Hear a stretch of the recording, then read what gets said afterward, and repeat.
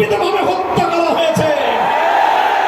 রক্তের সাগর পাড়ি দিয়ে ৩৬শে জুলাই ৫ই আগস্ট ২৪ সালে বাংলাদেশ নতুন ভাবে মুক্তি এবং স্বাধীনতা লাভ করেছে। জুলাই বিপ্লবীরা ঘোষণা করেছিল আগামীর